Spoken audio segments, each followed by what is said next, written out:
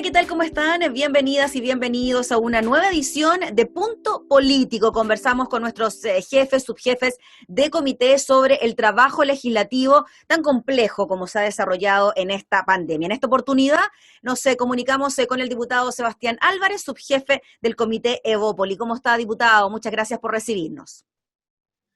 Muchas gracias, Gabriela. Un saludo muy grande a las vecinas, vecinos que nos puedan estar viendo a esta hora. Eso, y sobre todo a los de su zona, pues allá en el distrito 23, le mandamos un cordial saludo. Un saludo muy grande, lógicamente, a todas las personas de la región de la Araucanía, el 23, que estamos con, entendámoslo así, un invierno frío, con muchas lluvias, que es positivo, así que también en ese sentido contentos porque ha retornado el agua como aquellos viejos inviernos. Eso. Diputado, ya llevamos prácticamente un año y medio, ¿no?, de pandemia en nuestro país y en el mundo, y hemos debido acostumbrarnos a trabajar de un modo distinto, sobre todo en el Congreso Nacional, considerando que ustedes, los parlamentarios, viven en zonas también muy diferentes, no solo en Santiago ni en Valparaíso. Usted, por ejemplo, vive en la región de la Araucanía. Si pudiese hacer un balance de lo que ha sido esta nueva forma de trabajo telemático, mixto, para enfrentar precisamente los efectos del COVID-19. A ver, si uno quisiera hacer un balance desde el punto de vista, lo podemos ver desde la implementación tecnológica, de la implementación de una metodología, uno podría decir que después de un año y medio se cambió la forma de trabajar del Congreso, porque antes esta modalidad no existía. Y después de un año y medio podemos decir que tenemos una metodología instaurada que funciona bien. Tenemos sistema de votación telemático, tenemos sistema de participación en comisiones vía telemática, tenemos la posibilidad también, algunas regiones, las regiones extremas, de participar telemáticamente o presencialmente. Entonces, desde el punto de vista tecnológico, uno tiene que hacer una evaluación positiva. No es fácil cambiar un paradigma, una forma de hacer las cosas que tuvo años y años de tradiciones para cambiarla en un año y medio a la forma que estamos haciendo hoy día. Sin embargo, hay que decir que una parte importante también del Congreso es justamente la oportunidad de dialogar, de establecer acuerdos, de conversar, no solo con los de la misma bancada de uno o los otros partidos, sino que también con la oposición. Y eso, desde todo punto de vista, la presencia física, presencial en el Congreso es importante, porque es en este espacio donde se da y se establecen los diálogos, se da la posibilidad de establecer los acuerdos que generen las mayorías necesarias para mantener un sistema democrático vivo, vigente, que pueda conciliar distintas posiciones y buscar el bien común. Bajo esa mirada, creo que esta implementación telemática o el uso de la tecnología ha tenido un factor bastante positivo. Sin embargo, también hay que rescatar lo importante que es esto, el poder estar aquí presencialmente para poder discutir y establecer acuerdos y poder, lo que se habla, el diálogo tan importante para poder establecer estos acuerdos necesarios en la democracia moderna. Diputado Álvarez, ¿cómo lograr este justo equilibrio, ¿no?, de resguardar las medidas sanitarias con los aforos correspondientes y al mismo tiempo mantener este diálogo que usted nos comenta es tan importante para el desarrollo de la política en el país? A ver, yo creo que acá, después de un año y medio, también hay un proceso de aprendizaje en la población y en el caso puntual de todos los parlamentarios. Y yo hoy día hablo de responsabilidad individual. La responsabilidad individual determinada por una responsabilidad colectiva, donde uno, ¿no es cierto?, participa en su propia comunidad, ya sea aquí en el Congreso, en su junta de vecinos, en su barrio. Da lo mismo el donde uno participe, la responsabilidad individual supeditada a la responsabilidad colectiva. En ese sentido, uno tiene que andar y resguardar las medidas sanitarias que establece la autoridad sanitaria. Por ejemplo, jabón gel, el uso de las mascarillas, el distanciamiento, y la misma tiene relación con los aforos en los distintos espacios que están definidos para poder tener una reunión o bien una sesión. Uno tiene que ser muy respetuoso de eso. Eso tiene que ser muy importante, resguardar y respetar eso. Sin embargo, hay que decirlo, eso no debe convertirse en una excusa a priori para no establecer espacios necesarios de relación física presencial, resguardándose justamente de lo que se entiende los efectos del coronavirus. Por lo tanto, aquí yo creo que hay que tener un justo equilibrio, hay que ser cuidadosos, pero lo más importante, hay que ser conscientes que estamos en una nueva forma de existir en nuestro entorno físico y tenemos que ser respetuosos de eso. Y eso es importante, estar vacunado. Desde que hoy en día hemos visto, las estadísticas hoy en día en Chile nos muestran cómo han ido descendiendo los casos del virus en la medida que ha ido aumentando el porcentaje de vacunación de la población. Por lo tanto, una primera responsabilidad individual en base a una responsabilidad colectiva es vacunarse. Le guste, no le guste, tenga sus creencias o no, eso tiene que ver con una responsabilidad colectiva para que podamos salir en conjunto y poco a poco ir llegando a una forma de vida más conocida como la teníamos anteriormente, con más relación presencial, pero tenemos que estar conscientes que esto es como un vaivén. Hemos visto que va y viene, suben los casos, bajan los casos, por lo tanto no hay que bajar la retaguarda y hay que mantener las medidas sanitarias de acuerdo a lo que dicte la autoridad sanitaria. Diputado Álvarez, le quería preguntar también por su rol, ¿no?, de subjefe de comité de Evópoli a la hora de ponerse de acuerdo, tanto con los integrantes de su propio partido como con el resto de la coalición de Chile Vamos, como con sus socios de gobierno. ¿Cómo se produce ese vínculo? ¿Cómo se producen las relaciones? Y finalmente, ¿cómo se van tomando las decisiones a la hora de tanto temas administrativos como también decisiones políticas? Bueno, en términos generales hay que decirlo que nosotros, por suerte, somos una bancada pequeña, somos 6 parlamentarios, por lo tanto tenemos la oportunidad, cumplimos tradicionalmente todos los aforos que nos permitan, ¿no es cierto?, poder reunirnos físicamente, dependiendo de la fase, pero también utilizamos la tecnología, el poder realizar reuniones, por ejemplo, por Zoom, para poder establecer ciertos acuerdos en distintas materias de ley que estamos tratando. De la misma forma con la coalición Chile Vamos y de la misma forma en el comité, ¿no es cierto?, de los jefes y subjefes de bancada que se establece en el Congreso, que se hace muchas veces de forma presencial, pero también de forma telemática. Por lo tanto, entendamos lo que se hace de la misma manera, utilizando la tecnología. Sin embargo, voy al mismo punto que planteé en un principio. Siempre el diálogo, los acuerdos, las conversaciones, cuando son personales, tienen un valor presencial significativo. De forma telemática se hace también un poquito más impersonal. Por lo tanto, al igual muchas veces que en las redes sociales, uno a través de los dispositivos móviles muchas veces es más valiente o se atreve a decir más cosas que de forma presencial, física, mirándose a los ojos. Por lo tanto, opera un poco esa misma lógica. Funciona de manera telemática, pero también con una ecuación en espacios presenciales cuando lo permite el aforo respectivo y las condiciones sanitarias.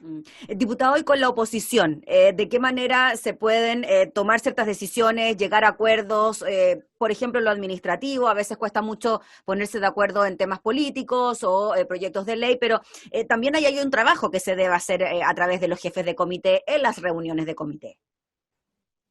Bueno, es que eso es parte justamente del diálogo. Eso es parte de lo que la ciudadanía espera de nosotros los diputados. La ciudadanía quiere que nosotros establezcamos acuerdos.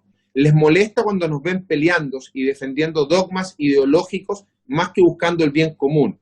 No ha sido fácil, hay que decir. No ha sido fácil muchas veces lograr el diálogo, los acuerdos, producto precisamente de esta mezcla presencial telemática, que lógicamente que muchas veces hace a las distintas bancadas refugiarse en sus dogmas ideológicos y no establecer espacios de diálogo que nos permitan concordar. Siento que se hace más difícil, sí, se hace más complejo de esta manera, porque lógicamente que establecer acuerdos y diálogo presencialmente lo facilita. Por eso también es que quizás han habido posiciones más contrapuestas y menos dialogantes que uno ha podido observar desde que comenzó la pandemia, en distintos diálogos también con el Poder Ejecutivo, muchas veces también de forma telemática se despersonaliza y ha costado establecer estos acuerdos. Por lo tanto, yo diría que desde ese punto de vista no ha sido un proceso fácil desde que comienza la pandemia el lograr acuerdos, diálogos de parte de los parlamentarios de gobierno con los parlamentarios de oposición. Sin embargo, también hay ejemplos donde hemos logrado establecer acuerdos importantes y significativos. Todo lo que ha sucedido desde que comienza la pandemia no ha sido fácil. Nadie sabía ni trabajaba de esta fórmula. Por lo tanto, este ha sido un proceso de implementación de una metodología, de una forma de trabajo, que lógicamente después de un año y medio también ha ido tomando forma y hoy en día sí estamos un poco más acostumbrados que lo que fue el año 2020, porque el año 2020 en todo sentido fue mucho más complejo. Este año pasado quizás más rápido, hemos podido avanzar de manera más rápida también muchos proyectos de ley. Un llamado de atención ahí lógicamente al Senado, que muchos proyectos de ley que han salido de la Cámara de Diputados están estancados ahí en el Senado y no está al ritmo y a la velocidad que la Cámara de Diputados le ha puesto a la legislación de nuestro país. Diputado Álvarez, ¿cómo no preguntarles por lo que ocurrió durante esta semana con la instalación de la Convención Constituyente? Tuvimos un primer día bien complejo, tuvimos movilizaciones en las afueras del ex Congreso Nacional y tuvimos también una primera sesión que no se pudo realizar debido a ciertos impedimentos técnicos. ¿Cómo ha visto usted esta situación que se ha registrado durante esta semana? Se lo pregunto también por el rol fiscalizador de la Cámara de Diputadas y Diputados y por las leyes que se aprobaron precisamente en el Congreso para que la convención se pudiese constituir. A ver, yo aquí lo primero que quiero hacer es un llamado a la humildad, porque aquí he denotado muchas veces un poquito de soberbia, y aquí para construir, para redactar una constitución tiene que ser inclusiva, tiene que ser dialogante, por lo tanto un llamado a la humildad, para desde la humildad construir un futuro para todos mejor. También un llamado al respeto al mandato por el cual los diputados aprobamos una ley precisamente para posibilitar un proceso constituyente para Chile. Y eso quiere decir que hay que respetar los acuerdos que están definidos en la ley que nosotros aprobamos desde el Congreso. Y en ese sentido, también entender que el mandato debe respetar los distintos poderes del Estado porque así fue votado. Entonces, cuando entramos en una discusión respecto a esos puntos, es vulnerar con un poco de soberbia y con muy poca humildad lo que la Cámara de Diputados determinó para poder posibilitar, en base al diálogo que logramos establecer, los acuerdos que logramos establecer en el Congreso de Chile, para posibilitar este proceso. Por eso creo que la constituyente debiese también tomar el camino del diálogo, de los acuerdos, de la humildad y establecer acuerdos que permitan construir una constitución que realmente permita construir un mejor país para todas y todos los chilenos. Diputado, y de ahora en adelante, ¿no? Vamos a estar con un parlamento que va a estar trabajando en paralelo a esta convención constituyente. ¿Cómo ve usted el desafío de que se pueda seguir trabajando normas, elaborando proyectos de ley con elecciones parlamentarias también de por medio y presidenciales? Bueno, el segundo semestre es bien complejo. Sin embargo, creo que aquí el Congreso de Chile tiene una deuda con todos los chilenos. Y la principal deuda tiene que ver con la modificación de la ley de pensiones. Creo que el Congreso debería focalizarse en sacar adelante la reforma a la ley de pensiones. Nosotros como diputados, después de un acuerdo transversal y amplio, en base al diálogo, el año 2019 aprobamos el proyecto de ley para modificar el sistema de pensiones. Y está ahí en el Senado hace más de 2 años, por lo tanto creemos que es importante avanzar en una reforma al sistema de pensiones. Con las leyes que aprobamos en este mismo Congreso de retiro del 10%, hoy día hay 5 millones de chilenos que no cuentan con fondos de pensiones y que están poniendo en riesgo, lógicamente, las pensiones de todos los chilenos en el corto plazo. Si no avanzamos con una reforma profunda a la ley de pensiones, lamentablemente, los jubilados de los próximos años van a sentir, lamentablemente, en sus pensiones el efecto de esta falta de avance legislativa de parte del Congreso. Además, los principales indicadores hoy de seguridad ciudadana indican que el tema de la seguridad afecta la tranquilidad de las familias. Tenemos que avanzar en la agenda de seguridad, porque ahí hay un tema importante que tenemos que avanzar con el tema de la modernización de las policías, tenemos que avanzar justamente, además, tenemos que avanzar en leyes, por ejemplo, asociadas a los derechos ciudadanos y a la mejora del Estado. Por ejemplo, la reforma a los notarios, algo que podemos sacar rápidamente para facilitar justamente el proceso de los usuarios en la notaría.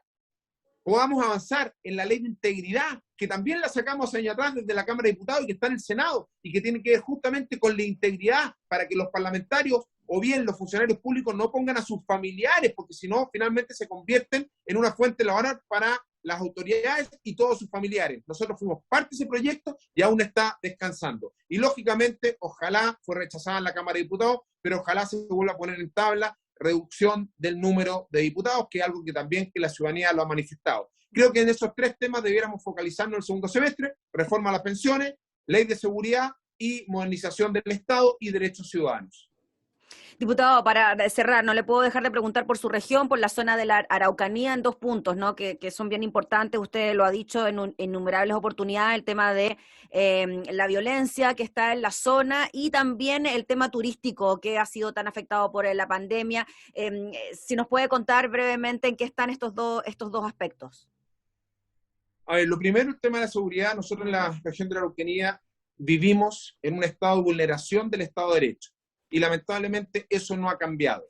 La situación es igual, uno puede observar todos los días, hay situaciones de amedrentamiento, hay temas de usurpación de tierras, hay hechos de violencia. Hace muy poquito usted vio en las noticias cómo dispararon a quemarropa a carabineros llegando a su casa. Entonces estamos viendo una situación que lamentablemente en delincuencia, en terrorismo, en narcotráfico es progresivo. También hemos podido ver las distintas pesquisas que se ha dado. Recientemente descubierto una situación vinculada al narcotráfico donde son torturados y violados los derechos humanos de 2 personas que uno de ellos perdió la vida en un acto criminal que supera cualquier situación que uno pudiese esperar de violencia en la región.